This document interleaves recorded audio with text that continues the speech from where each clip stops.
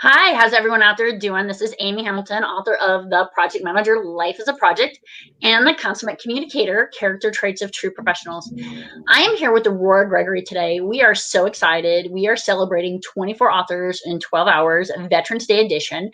And this is featuring a lot of different authors from Free Agent Press. Free Agent Press is a veteran-owned organization by James Woosley. And Aurora, my apologies. If you could just tell us a little bit about your book and how it was inspired. Oh, well, Amy, it's great to be with you today. Happy Veterans Day to you. I am really excited about the book that I was able to put together. For many years, I've been a corporate marketing consultant and worked with corporations to help land their experts on stages at conferences and events where they could engage with prospective customers and leads.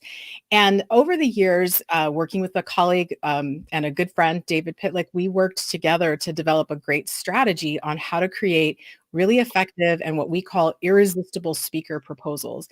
And that was the genesis for the book that we ultimately wrote called Get Picked: Tips, Tricks, and Tools for Creating Irresistible Speaker Proposals. It's everything that we have ever done, every strategy, every tool that we've used for the last almost 20 years to land speakers on stages. So we're really excited about the book, and we loved hearing stories about how it's made a difference for speakers who are trying to get on stage.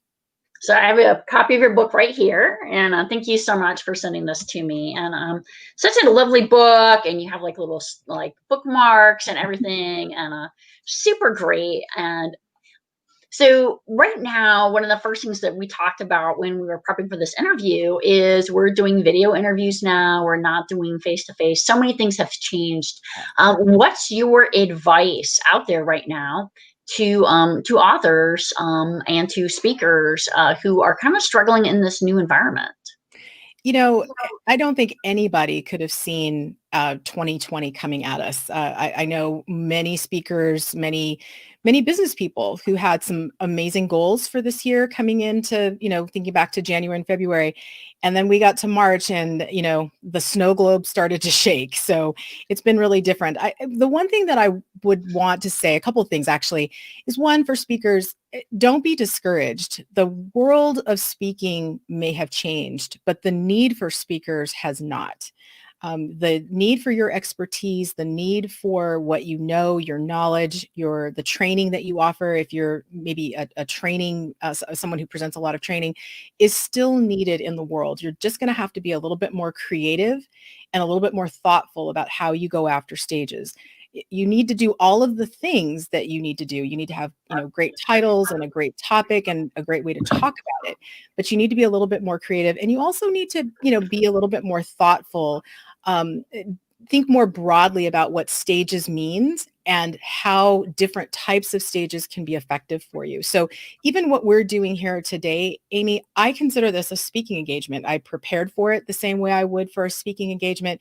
I know that in our conversation, we're connecting with people that are interested in learning more about how to effectively pitch themselves. A podcast interview, virtual speaking engagements, all of those things, you need to be able to think more broadly. Don't let the change, however temporary it might be, paralyze you from moving your speaking business forward. I think that's really important. And one of the paradigm shifts that I've had is that instead of it being limited by geography, it actually is limitless. It's a global environment now. What are your thoughts on that?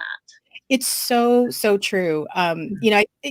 Zoom and doing things virtually was certainly available to us before the pandemic hit. Lots of us were doing those types of events, but now they're so much more prevalent. I think organizations that host events, training development directors, anybody who would book a speaker is also thinking more broadly. And I think they're also understanding that now that geography doesn't matter, if we can make time zones work, you can have a speaker from anywhere participate with your audience.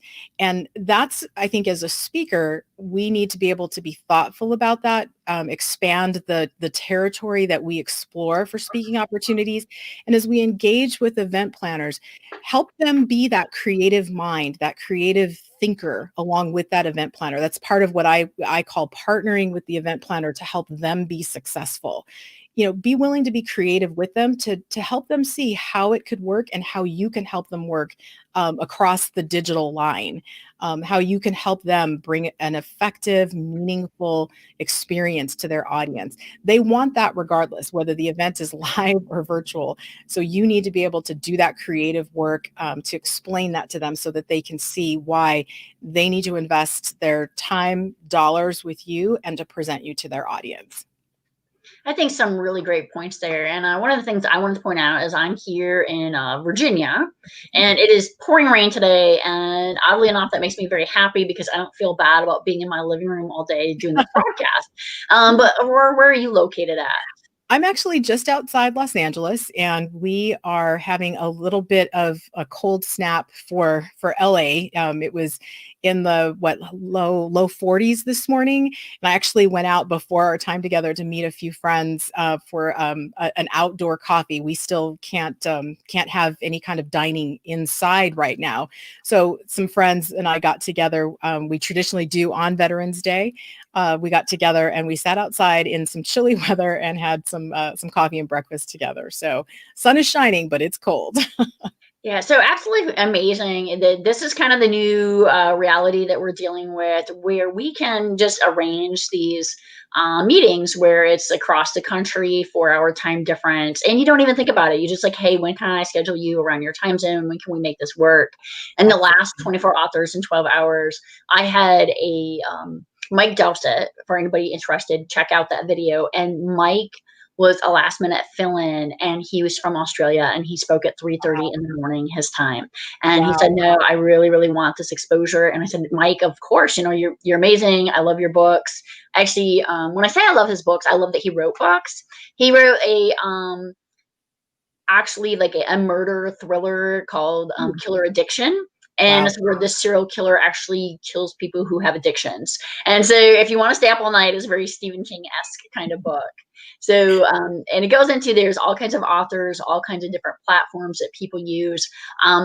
As somebody who is a public speaker, I absolutely love this book, Get Picked, and it really gives you some of the basics. And what I do want to open up as well is, Aurora, can you share with us, if we go to getpickedtospeak.com, what can we find there and what offerings do you have?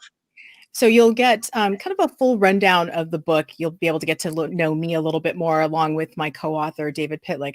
But if you subscribe to our email list, and we don't email a ton, and when we do try to make sure that we're emailing a lot of value. You'll get a tips guide with kind of the 5 principles that we outline in the book. You'll get a quick outline of that, and you'll get a sample chapter of the book, so you can take a look at it before you maybe make the commitment to pick up the book. The book's available on Amazon, both for Kindle and in hard copy.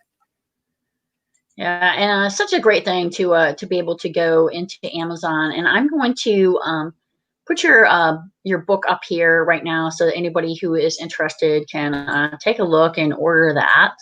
And as a reminder to everybody out there, the Consummate Communicator and the Project Manager are both available for Kindle download free all day, as well as if you order print copies, 10% of all print copy proceeds are going to be donated to the Wounded Warrior Foundation. And I'm That's going to go awesome. ahead and put a quick link to the Wounded Warrior Project in here. If you have any interest in volunteering or donating, we are really highlighting the importance of Veterans Day today. And Aurora, is there anything about Veterans Day that you would like to share with the audience? Well, I guess a few things. One, we have a veteran in my family. My uncle is a retired Marine. And so the Marines, of all the branches of the military, the Marines make me smile the most. But my family has very much an immigrant story. I'm actually the first person of the first generation of my family to be born in this country. And I've always just had a great love for what our country represents, and the fact that we have men and women who are willing to put on the uniform of the United States and defend the principles and the values that we all hold so dear across the world. And so very thankful for our veterans, very thankful for the military, and super appreciative of the fact that my uncle made the decision as a young man to join the Marine Corps. One of my favorite photos of him is his Marine Corps photo right after he graduated from basic training. So The military just holds a very special place in my heart. Yeah, my family is also very joint, and my uncle and my brother-in-law were both Marines, and of course, my sister and I are both Army. So, we do have some inter-service rivalry there, as well as having an uncle in the Navy and then a aunt who was in the Air Force. So I love coming from a joint family and having, experienced it myself. I just do want to encourage people, reach out to veterans today. I know like we're really focused on the public speaking aspects, but one of the things that Todd Simmons talked about earlier, he's one of the authors this morning, is he's a very powerful speaker, and he was on a circuit where he's speaking 160 days a year, which is really phenomenal. And he said that he took advantage of that platform to just highlight the importance of depression and resiliency and suicide awareness, especially as we're going into the holiday season. And so, just a quick segue into that. And now I want to go back into Aurora. You and David used James. And how did you find James? And then what was your experience working with Free Agent Press? So we connected with James through our editor. One of the things that I'm a big believer in is that great people know other great people, and we had a great editor. Her name was Shayla Raquel, and we couldn't have produced the book that we did without her. And when it was time to really work on what the book was going to look like, how it was going to lay out, all of the things that make a book, we needed someone, and she referred us to James, and that's how we got connected to him. And my theory proved true. Great people know great people, because James is a great person. He's wonderful to work with. One of the things that we appreciated most about working with him is that as you go through the book, there's some different tables and different things that we put in to show comparison to help people understand the difference between something that's okay and something that's really great. And laying that out and getting that formatted correctly for a print book was pretty straightforward. Yep, that's one of those places. And so, but doing that and setting that up for a digital format for the Kindle version was going to be much harder. And James was, I guess, relentless in helping us in trying to figure out ways to present that in a way that held on to the vision that we had for that material, and that also made it easy for the reader to consume it.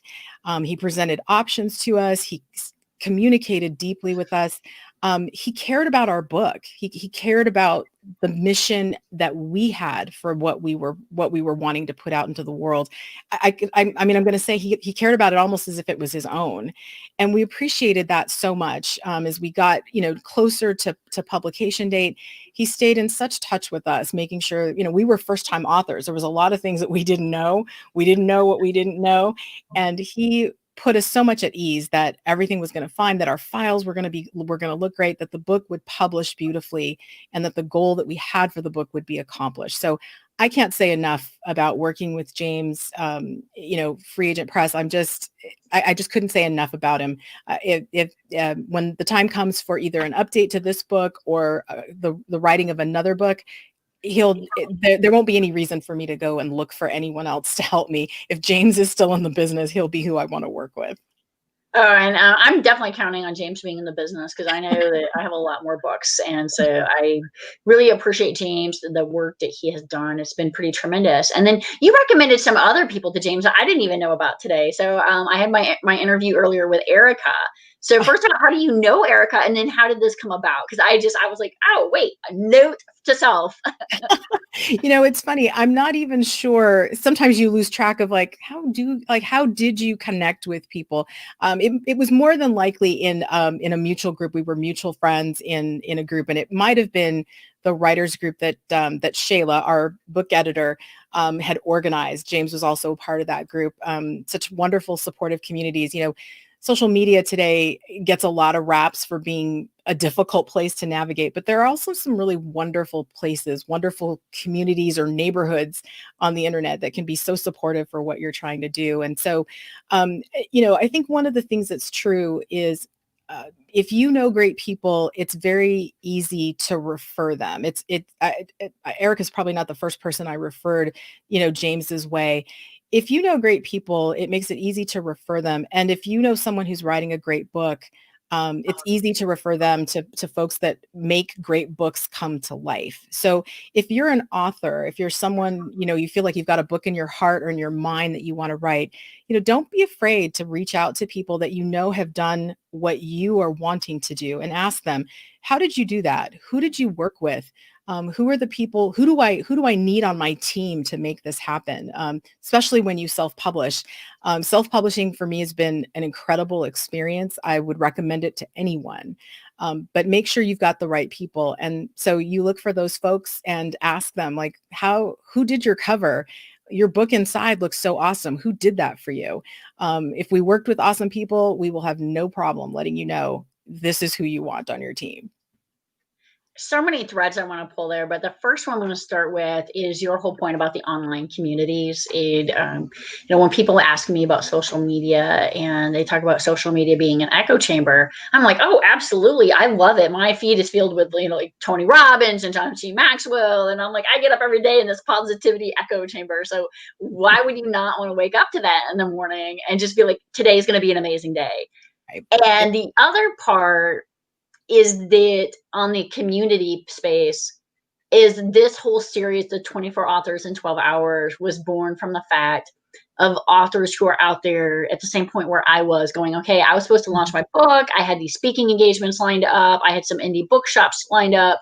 What am I going to do now? I don't have a place to do book signings. This is COVID.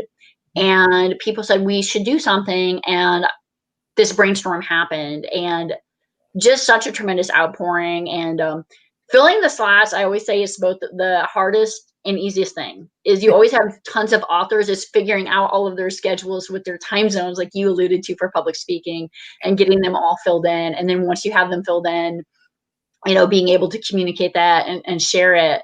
But then, you do the live broadcast, it gets recorded, it goes out there, and it self-perpetuates. And you look like you wanted to add something to the communities and online as well. So what's your thoughts? You know, Community is an amazing thing. There's, I guess an old proverb that says, if you want to go fast, go alone. But if you want to go far, go with a team or a community. And I think that that's so important. So And powerful. part of, some of what we were talking about, the idea that you can have community across geography. Some of the communities that I'm a part of, there are people on other parts of the world, other parts of the country that, frankly, I would never have the chance to meet or engage with if everything had to happen in person. So know that great communities exist. I know, especially here in the United States, it's been kind of a volatile time the last few weeks leading up to our election that happened last week. One of the things I try to encourage people to remember is you get to control how you engage in social media. You control it. Social media doesn't control you. You control social media. If you are looking for communities of authors, of speakers, of marketers, of, maybe you have a hobby or an interest and you're just looking to engage with people who are interested in what you're interested in, those communities exist in places like Facebook or maybe even Instagram with, certain hashtags, that type of thing. Jump into those communities and those places. You would be amazed at how much encouragement is available to you, how much brainstorming help, things that ideas that you can throw out into a group that understands what you're talking about and can give you some feedback that, frankly, would be hard to get in a live environment. So, I would encourage that. Find some healthy, great communities. And if there comes a time when they cease to be healthy, vibrant, encouraging, nourishing places, guess what? You get to leave, and it's no harm, no foul. I understand completely people's challenges with social media. I have them, but that's what thumbs are for. You just keep scrolling and stick to the places that are encouraging and nourishing to the dreams and the things that are of interest to you. I think that's an important message, and I'm part of a place, Project Management Cafe. I want to give a quick shout out to Elizabeth Heron, who runs it and who's done a lot of my project management interviews with me. Super fantastic. And somebody reported bad behavior in her group, and they took care of it, And that's the thing too. Don't be afraid to contact a moderator if it's a group, and then hide or stop following. Yep, Or even if you really have to be extreme, block somebody if their posts are just something that's that offensive to you. Um, absolutely. So we've kind of went down like a lot of different rabbit trails, and I think that that's a big key is when interviewing, when speaking, is that we have that depth and breadth. But I want to make sure I'm not leaving anything out of your messaging that you want to include, Aurora. So is there anything else that you want to talk about that I haven't touched on yet? Well, public speaking is known as that thing that people fear more than death, right? It's one of the top three fears that people have is having to get up to speak in front of a group. And I'm not going to say that it doesn't have it doesn't draw some butterflies. It does for me still, and I've been doing it since I was in the 8th grade. I've been standing up at a podium, and so I want to encourage you. Public speaking is a way to share your message with a group of people in a meaningful way. It's not possible to do the same thing in a one-on-one experience. I always tell people being on a stage and presenting yourself and your ideas, maybe your business, is the efficient way to network. If you want to compare it to, say, a chamber of commerce mixer that maybe drew maybe 100 people. There's no way that you could network effectively with every one of those 100 people the way that you could if you stood on stage and shared a message to them. And so I want to encourage you, especially if you're a business owner, be thoughtful about including public speaking as part of your marketing. It's such a great way to engage with people, to test ideas. It allows you to present yourself in a way that immediately assumes that you are an authority. We all believe the person at the microphone, and so you have that opportunity. And so many of us are kind of fearful, are hesitant. If actually being in a live event when we can is a little too nerve-wracking for you, consider offering yourself as a guest on a podcast or doing a live stream interview with a host like this. There's lots of ways if you expand your thought about public speaking to get in front of a lot of people in a very efficient way. So to my business owners out there, to those that are kind of shaking in their boots at the idea of standing at a microphone, don't let it keep you from using this very efficient and very effective marketing tool in your business. Yeah, that is such a good point about the fact that people have to put themselves out there. And I really see this synergy between books and public speaking so often. And I know as somebody who's a semi professional speaker, I'll often go and be at these events with other people. And it's always like, oh, what's your book? What's your speech about? Oh, I've heard this person before. And it's this wonderful opportunity to be part of a community. And like you said, also to get exposed into places you never imagined. And I want to give one more shout out to another organization because it's been such an incredible experience for me. Is I did a TEDx talk and this community reached out to me, the project management group, project engineering, run by Saeed, and absolutely wonderful project management information. They have 750,000 followers on Facebook, and they're based out of the Middle East. Wow. And without the ability of this global community, I would never have become like a regular guest speaker for them. So it's been pretty incredible. And this Friday, I'm going to be featuring Oliver Lehman, who is from Germany. And he's going to be talking about some project management projects there. And he was on the first 24 authors in 12 hours that we did last month in October. So an amazing global community. We are about ready to wrap up. And Aurora, what would you like to close with? I'm gonna close with, I guess, two things. One, for those of you that are fearful and you want a safe place to practice your public speaking, I'm going to give a hat tip to Toastmasters International. Toastmasters is all about helping people build good public speaking skills. You can look them up on the internet, find a local club. I know for a fact that local clubs are meeting even in our COVID world virtually, and they'll give you a chance to practice and get immediate feedback on your public speaking. Lots of people join Toastmasters with no public speaking experience and come out the other end effective public speakers. So that's a hat tip there. And then lastly, I just want to give just another thank you to veterans on this Veterans Day. Especially, for us in the United States, again, it's been, regardless of what side of the aisle you sit on, it's been quite a time these last few months, this last year. At no time during any of this have we felt afraid for our country, and that in large part is because we have the military that we have. And so I just want to thank veterans who have served this country in the past, who have fought valiantly for us. For those that are still active duty, I just thank you for guarding our safety. That we could argue and debate the way that we have without worry, is an incredible thing, and we owe a lot to our military for making that possible for us. So I just want to offer that bit of thanks, and I just thank you, Amy, again for having me. It's what a great way to spend part of Veterans Day. Thank you so much for being on the show, Aurora. It's really appreciated. And once again, this is 24 authors in 12-hour series. And after Aurora, our next speaker is going to be Jace Carlton. So we're going to move to a slightly lighter topic, and he is a romance writer. So a little bit of escape from today. Thank you so much, Aurora. Thanks again, Amy.